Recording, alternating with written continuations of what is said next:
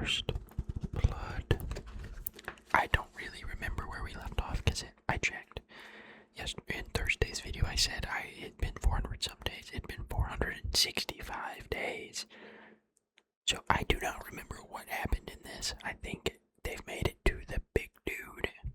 But I don't know. We're gonna find out. Chapter 2. First blood. Just then the statue's enormous eyes glowed red. Was it the hunter's hunch? No. This is the basic survival instinct of a living creature. Something was coming. Something they wouldn't be able to handle. Gino whipped around to the hunters behind him and screamed. With all his might, duck! Almost simultaneously, a red beam shot forth from the giant's eyes. Gino grabbed Joey and flung him both to the ground. Zap! The beam struck right where Gino had been standing. 1/10 of a second, maybe even 100th of a second, he'd been close to death. Unfortunately, not all the hunters were as lucky as Gino. Reading dog is a little weird. The beam vaporized whomever it touched. Their remains were all that left behind as the beam passed. The screams were not from the dead, but rather those who had witnessed their deaths. What was that? Why is this happening to us? The hunters were horrified. Out of 16 people, only 11 had survived. They had never experienced an attack this terrifying before in their lives. Only made it because he said to Duck. If Sung hadn't shouted, the other hunters gazed at Gino and licked their dry lips. He'd saved their lives. They got chills thinking what would have happened if he hadn't been there with them. ... I don't know how to read ... Gino examined the statue as he lay on the ground. Its eyes were still red, but it ceased to attack. Is it over? He looked down. Poor frightened Joey was quivering in his arms. This is why she participated in easy raids with the Hunters Association instead of joining a large guild, despite being a very talented B-rank healer. Her breathing was getting heavier and heavier. He wouldn't leave her like that. Gino decided that he had to do something and started to stand, but someone grabbed his shoulder and forcefully pushed him down. Do not stand up. Song had made his way over to them at some point. Taken aback, Gino followed Song's orders without question. Song called out to the other humans as well. Everyone, don't move. Stay exactly where you are. Song looked around to make sure, and then turned back to Gino. Those who moved were killed. Those who ducked, like you said, survived. I see. Song raised an eyebrow. Didn't you warn us because you knew what would happen? No, I just felt something dangerous was coming. Song's eyes twinkled. His senses are very deep. He's an E rank, eh? If only his abilities were slightly better. While Song was feeling sorry for Gino, the younger hunter was checking on Song's condition. His eyes widened in alarm. Sir, your arm. I'm fine, it's tolerable, but Gino gulped. Song had pushed Gino down with his right arm, but his left was now missing. ... Song must have been in extreme pain, but he said nothing as he looked down at Joey's prone figure. Then tore a long strip from his shirt and wrapped it around his wound. Could you tie the ends together? It's a little hard to do with this one hand. Gino nodded. They finished up the basic first aid instead of a scream or pain or wounded groan. Song breathed out a long sigh. That one sound exhibited all his years of experience. Whew. With his emergency treatment done, I can't read. Song surveyed the area with keen eyes. The situation wasn't any less grave despite the giant statue's attack seemingly stalled. Some time passed as they kept still. Why is this happening to us? Some hunters began to cry. We can't just stay like this forever. They were all slowly growing impatient. Gino agreed with them. We can't can't stay like this forever. But what could they do? If Song was right, then they would get attacked as soon as they moved. Even if they were lucky and managed to reach the door, there were stone statues on either side acting as guards. Those statues were the problem. The guards' movements from before had been fast. So fast that none of them could even see its movement. Would they be able to escape the room before those things attacked? It seemed like an impossible feat. That meant that it was a matter of time before they were all killed. Wait, yeah, a matter of time. Something about the last thought knocked at Ginu.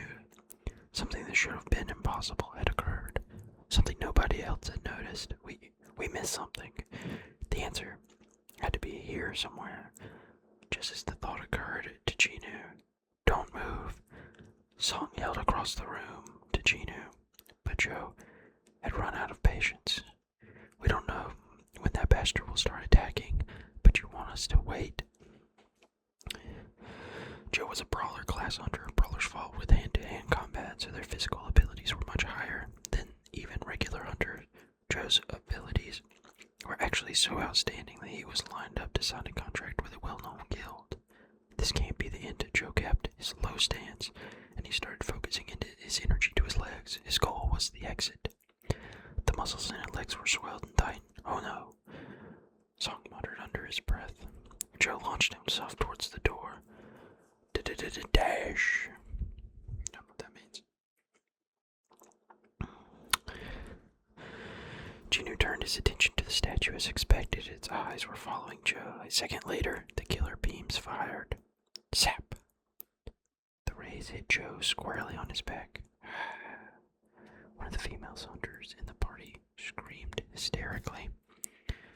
This was followed by a yellow liquid slowly pooling out from where she sat, as if she had an accident. The male hunters were no less petrified. Oh my god. Wherever the beam had connected, Joe had vanished. All that was left of him was his detached feet. A squeamish male hunter started puking. Barg. Ginu was also stunned. He was right. The statues could easily kill all the hunters here if they wanted to. It'd be easy for them to squashing a bug. So then, why aren't they? The statues could kill them, but they wouldn't. Magic beasts attacked hunters as soon as they spotted them. But this is a completely different pattern of behavior. These guys moved only when a certain condition was met. The guards attacked when someone got too close to the door, and the giant statue fired its lasers when someone moved. They were like triggers in a video game. Are there rules to this room? In that instant, one of the puzzle pieces fell into place in his head. He had remembered the contents of the slate the song had read aloud. The commandments of the Cartinian temple. The patterns revealed the rules, and the rules were the commandments. The key to survival here lay within those. Thou shalt worship God. That was the first commandment. Did you say something? Song looked at Joe. So Joe's dead. Song looked at Ginu. Ginu gestured to him to keep quiet instead of answering. He needed more time to think. If I'm right, Ginu slowly started to get up. Song quickly moved to grab him, but Ginu shook his head resolutely. Jesus. That's not the look of someone who's given up. Song nodded in understanding. Ginu kept his eyes fixed on the statue as he carefully stood. The giant's eyes immediately locked on Ginu. Zap! The beam shot out like he had expected. Had he dropped any slower, Ginu's entire face would have melted off. Instead, just a few strands of air. He lay flat on his back, gulping in air. Huff, huff, huff, huff. That had been way too close. He'd expected to die as soon as he locked eyes with the statue. He had managed to barely escape the attack, but his legs were shaking.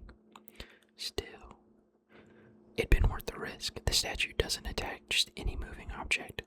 As long as they stayed low to the ground, the statue would pay them no heed, even if they had shifted their position. However, it would start raining down lasers without mercy. Once they tried to stand, it only shoots if we raise our bodies above a certain height. Ginu had risked his life to test this theory, and he received validation. he'd solved the first commandment, he yelled to the rest of them. Everyone. They turned their attention to him. Gino looked around and told them to face the giant statue and bow to it. The hunters all looked bewildered. What? Bow to the giant. Sensing the feeling of contempt was mutual. The hunters began spitting curses at Gino. What the F word are you talking about? I mean, how could you even say something like that? Are you insane? Kim's face was especially red as he fumed. You want me to bow to that demonic thing? I guess I was wrong about you. Why would I even? Why, if I could move right now, I'd beat the insolent mouth of yours. Gino bit his lower lip. 6 of their colleagues had been killed by the statue.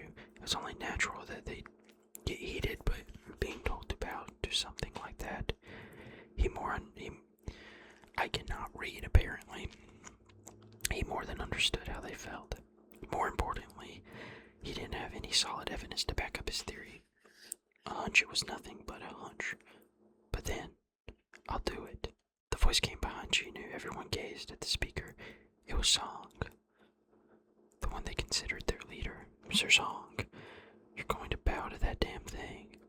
While the others were mystified at his declaration, Song looked Gino in the eye. You've discovered something, haven't you?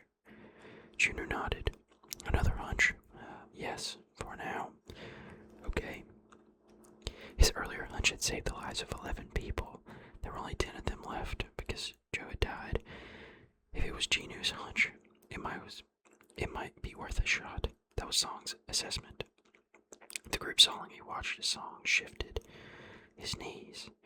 Do we really have to do this? With this turn of vengeance, Gino urged them, please everyone. We just have to kneel towards the statue. If this works, we might be able to get out of here alive. Alive. We can get out of here alive. A single word can wield enormous power. Alive. You mean we can get out of here alive? All it takes is one bow. Though they seemed hesitant before, the hunters started kneeling one by one, as if they were bowing to some deity. 1, 2. The number of those bowing grew. Even Kim, who had kicked up a fuzz, eventually followed suit. Alas, there was no change in the statue. Its eyes continued glowing a fiery red. Gino's heart sank. Was I wrong?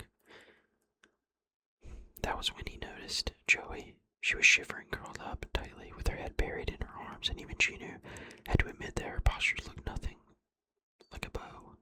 Bow. They're the same word. You can't fault me for that one.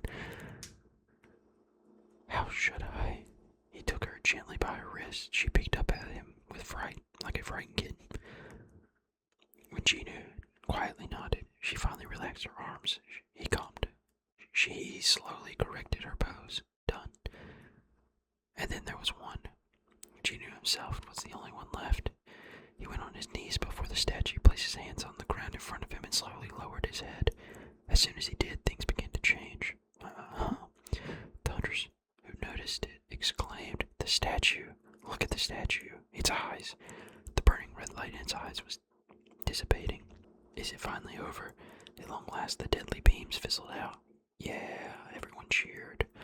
The beams are off. We're alive. The overly excited hunters sprang to their feet to celebrate. Despite their recklessness, nothing shot out from the statue's eyes. Gino, the last to raise his head, let out a sigh of relief. It's just as he expected. Then that means the game wasn't over yet. There are still 2 more commandments. Thou shalt praise God. The third, thou shalt prove thy faith. Right on cue. Rumble. The whole room started to quake, accompanied by a grating noise. Gino grimaced. I knew it. His premonition was correct. This wasn't the end. The colossal statue was slowly rising from its throne. Hunters who had been exchanging hugs and crying cheers of joy just seconds ago were now frozen in place. What is not over? This can't be happening. Everyone was stunned. Their faces reflected their despair. The statue finally straightened up to its full height. The imposing figure swept its gaze around the chamber before slowly lumbering toward them. Stomp.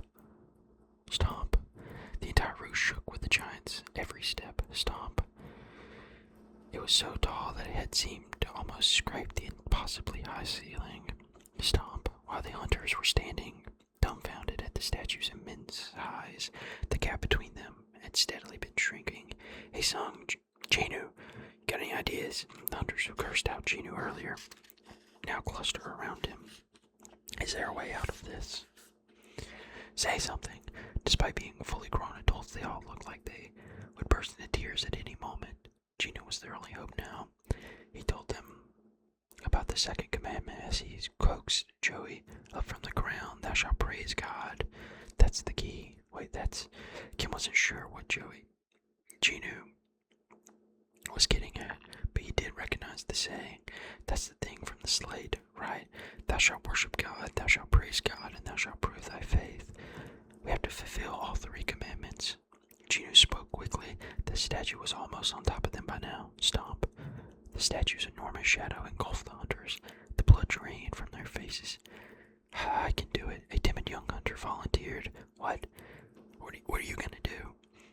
"I was in the church choir. I'm pretty good at singing praises." Even though Kim tried to stop him, he slowly stepped in front of the behemoth. A young man steadied his breathing as he looked up at it, then took one last deep breath. "Lord, let me stand before you." His voice clear echoed throughout the room. "Though unworthy, I crave your judgment and my faith in you. I know I find my purpose in your eyes. I know I shall be reborn." The statue came to a stop in front of him. "Oh," the group exclaimed quietly. The statue didn't move an inch. Seemingly enchanted by the song, all other background noises faded away. Only the young hunter's beautiful timbre filled the room. Encouraged, he raised his voice. "Though unworthy, I crave your judgment." Among them, Genu was the only one who was filled with cold dread. "No, this isn't right." He reluctantly kept his thoughts to himself. This room had its own rules. The young hunter was praising in a way that followed the rules of his own belief, Christianity, not the rules of this place. Luckily, the statue wasn't moving, so perhaps the room was acknowledging this as them following the commandment. Genu wasn't convinced. The only reason he didn't stop the young man was because he couldn't think of any other way to halt the statue. All of a sudden, stomp. The heavy sound reverberated throughout the chamber. A female hunter shrieked like a banshee. The statue raised its foot to reveal the pulverized body of the young man. Others also started to scream. The statue had been expressionless, but now its face was contorted with anger. "It's mad. Run!" The panic hunters ran for their lives. Witnessing the young man getting crushed right before their eyes had been the last straw for the female hunter. She lost her mind and was unable to move and do anything but scream. Shit. Genu, who had fled the giant's path with Joey, held tight in his arms, turned around to rescue her. But Song plucked his way. "Mr. Song, it's too late." The statue slapped its hand down on her, and it was swatting a fly. Bang! Genu had to turn away. It was a horrific scene to look upon. "There's no time to lose. Are you going to let this girl die like she did?" Genu sobered his words. Song was right. Stomp, hard, stomp, stomp. "Help me." The statue wasn't just walking anymore. It was now running around the enclosure, squashing people beneath its feet. The length of the room shook with every footfall. Stomp, stomp. Genu gritted his teeth and got to move on. Joey shut her eyes tightly and hung on to him for dear life. "Let's split up." "Yes, sir." Genu and Song had come to a mutual conclusion. That'd be more dangerous to stick together, so they headed their separate ways. Genu evaded the raging statue and ran straight to the farthest corner, but another hunter with the same idea had gotten there first. It was Park. Park had sprinted with all his might. Tears had sprung to his eyes as his family flashed in his mind. Sob. A son who looked just like him and a pregnant wife with their second child were waiting for him at home. He couldn't die in vain here. Perhaps because of the desperation, he was the fastest of all the hunters to put some distance between himself and the statue. Park was catching his breath in the corner when his friend Kim urgently cried out, "Park!" Park turned toward the familiar voice. Kim gestured wildly at something behind Park. right behind you. Something sharp glinted behind Park. Park's body was split in half from head to groin. The halves toppled to the ground in opposite directions. Park, the stone statue that bisected Park with the sword, returned to its spot as if nothing had happened, just like the stone guard earlier. Kim was on the verge of tears. You effers. Stomp, stomp, stomp. On one side, the giant statue was trampling people to death, and the stone guards attacked those who were trying to hide from it in its corners. Heck, my arm, my arm. Fear and confusion filled the room. Chinu's forehead was flipping, dripping with sweat. His legs were slowly feeling heavy, his lungs were burning. He had just one thought in his head. Thou shalt praise God, thou shalt praise God, thou shalt praise God. The second commandment echoed in his mind. The key to the riddle was in the room. There had to be something they could use. However, when the hunters first entered, they'd searched the whole place and turned up empty-handed. These stone statues were the only moving things in here, both of them, both then and now. Wait, Chinu was struck with a revelation. The only moving things are these statues. Oh, his eyes widened. Why didn't I think of that before?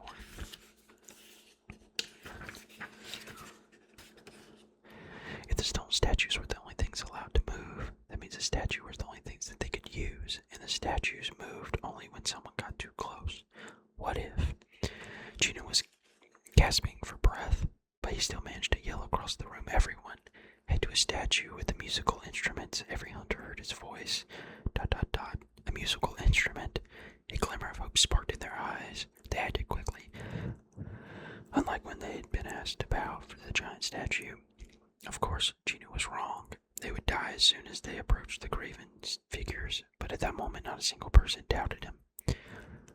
Song was the first to find a statue that fit the bill. He held his breath, and as he looked up, as he did, the statue's fingers moved across towards the harp. Strum, strum. It was a beautiful sound. It worked. Get to one with an instrument. The hunters rushed to the nearest statue. A statue with a bugle trumpeted. Another with a flute joined in. A statue of a lyre strummed along. A lyre.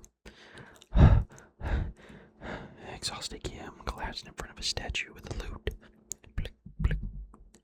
The Colossus started chasing Kim as soon as the smaller statue strummed its lute. Still on his knees, Kim started sobbing of emotions as his emotions overwhelmed him.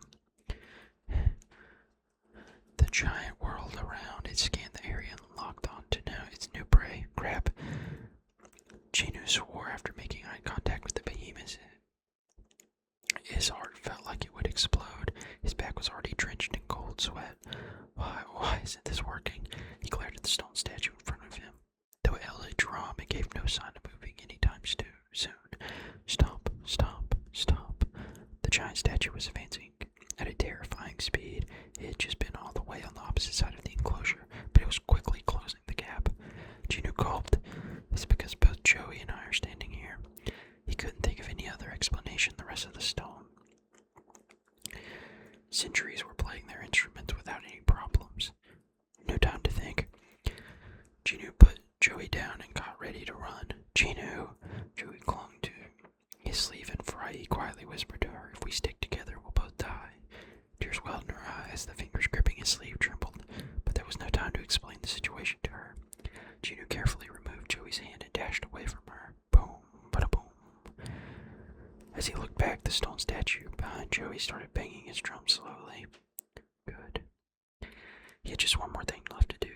Safely make it to another musician. Gino was the only one yet to protected by a statue with a musical instrument. As expected, all the behemoth's anger was focused on him. He scrambled to get to the other side of the room while avoiding the statue's house-sized feet. Stomp, stomp. He tripped and even took a tumble, but somehow avoided getting stepped on. Even if Gino was merely an E-rank hunter, his heightened physical ability saved him in this case. Just a little more. He kept his eye on the giant's movements while focusing his power into his legs. He sped up. He was only a few steps away from a stone statue. Not that one, Song bellowed. Gino had been focused solely on the Colossus, whipped his head right in front of his surprise, to the front of in surprise. Was it not holding an instrument? Which he knew had seen as a musical instrument from afar was actually a shield. The statue struck down with the shield without any hesitation. Oh, he threw his body to the side. No, Joey screamed. Gino looked up from his roll to see that the giant was right on top of him. Just one thing after another. His vision blurred as blood dripped in his eyes from the scrape in his forehead. Presumably because of his hasty roll, his field of vision narrowed, and he found he couldn't see far. Gino urgently looked around. An instrument. No matter how hard he searched, there wasn't a statue with an instrument to be found. The giant raised his foot over him. Gino threw his body to the side again and barely escaped. Stomp. But he had reached his limit. He felt faint and found it strangely difficult to maintain his balance. Please. There was a god he wanted to pray for mercy. At this moment, he noticed a statue holding neither weapon, not a musical instrument. Is that? Gino put his last hope in that figure and half crawled to it. At last, he faced an approaching giant and flopped down. He had no energy left. He tried to catch his breath as he watched the giant draw closer. Its scowl seemed to have deepened since Gino had evaded it so many times. The giant stood at attention in front of him. It was as tall as a skyscraper, and Gino felt suffocated with his closing in on him. Did he consider Gino a mouse trapped in the corner? The giant did nothing but stare silently down at him. This is the end. Gino expected his inevitable death to come from the eyes focused solely on him, but then, la la la, singing that could only be described as heavenly came from behind him. Gino looked over his shoulder. La la la. Every time the statue holding a book opened its mouth, beautiful notes spilled forth and echoed throughout the chamber. The giant's expression slowly reverting to its default. The severe, scrunched-up face softened and smoothed out again into a blank look. The giant turned around once again, once the song was over. Just like the smaller statues, head back to his throne if nothing had happened. Thud. The sound of the Colossus sitting down reverberated throughout the temple. I guess I made it. Gino gave a small smile. Joey bolted toward him. Gino. She ran to his side with all her might and knelt before him, crying. What should I do? What should I do? She poured all her magic into a healing spell, but nothing happened. The scattered hunters gathered around Gino one by one. Their faces all looked grim. Oh no. Gino. At this point, Joey was weeping, completely distraught. What was wrong with everyone? She let out a gasp. He tried to ask them why they were upset, but when he opened his mouth, nothing came out. He tried to sit up, propping up his aching torso. ... From the waist down, he was a bloody mess. He soon realized why he'd felt so off. Oh, his right leg was severed at the knee. Gino saw out the stone statue with the shield. The blood on the edge of its weapon was clearly visible. The rest of his leg was right below the shield. Drip, drip. Joey's nose started bleeding. It was a sign that she'd reached her limit. Unfortunately, it wasn't possible to restore a severed limb with B-rank healing magic. It'd be like trying to fill a leaking pot with water. That's enough, Joey. You can stop now. I'll fix you. I'll make you better. The others watched them with pitying looks. Only 6 remained of the 17 people who had come here. 2 of the 6 had sustained injuries. Song had lost an arm and Gino had lost a leg. They'd survived, but none of them could celebrate. Just then, another noise echoed through the rooms.